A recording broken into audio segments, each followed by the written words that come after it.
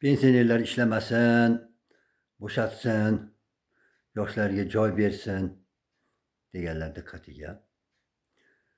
Bizning pensionerlarimiz qancha?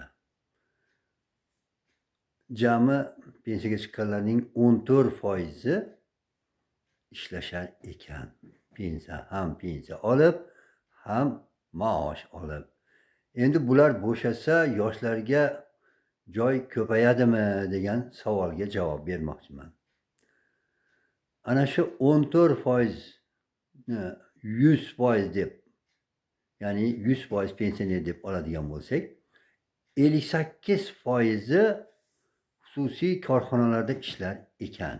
Bu degani hech qanaqangi birovning o'rnini egallab olgan degani emas. 42% byudjet tashkilotida ishlaydi. Ana shu byudjet tashkilotida ishlaydiganlarning katta qismi obodonlashtirishda.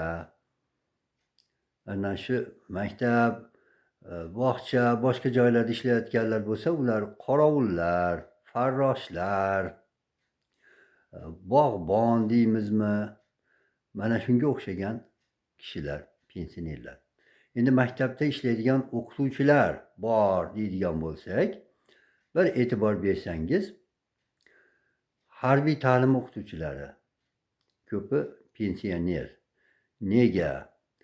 Bular harbiy xizmatdan bo'shagandan keyin maktabga taklif qilingan. Ularning o'rnini egallaydigan odamlar deyarli yo'q. Tasviriy san'at o'qituvchilari bitta maktabda qoplamaydi. 2 ta, 3 ta maktabda ishlashga to'g'ri kelyapti. Ularning ko'pi pensionerlar bo'ladi. Musiqa o'qituvchilari bor. Bular ham ko'pi yo pensioner yoki pensiya yoshiga yaqinlashganlar. Yoshlar orasida deyarli yo'q. Ular raqobatsiz ishlayapti. Ta'lim sohasida jami 50 ming atrofida pensioner ishlayotgan bo'lsa, ularning katta qismi oliy ta'limda ishlaydi. Endi maktabni oladigan bo'lsak, maktabda bir 20 ming atrofida pensioner bor ekan. Agar bular hammasi ishdan ketsa, o'rniga 20 mingta o'qituvchi, yosh o'qituvchi ish bilan ta'minlanadi deb o'ylamang.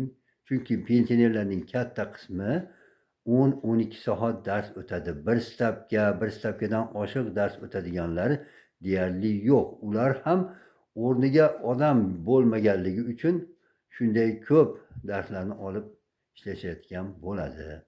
Endi men sizlarga boshqa bir masalani qo'ymoqchiman. Dars stavkasi avval 16 soat edi. Boshlang'ich sinflarda 14 soat edi. U 4 soatga ko'paytirilgan. Ya'ni yuqori sinflarda 20 soat, boshlang'ich sinflarda 18 soat bo'lib qolgan. Mana shu bir stavka darsni o'z holiga keltiriladigan bo'lsa, ya'ni yuqori sinflarda 16 soat, boshlang'ich sinflarda 14 soatga keltiriladigan bo'lsa, 100 mingdan ortiq o'qituvchi ish bilan ta'minlanar ekan.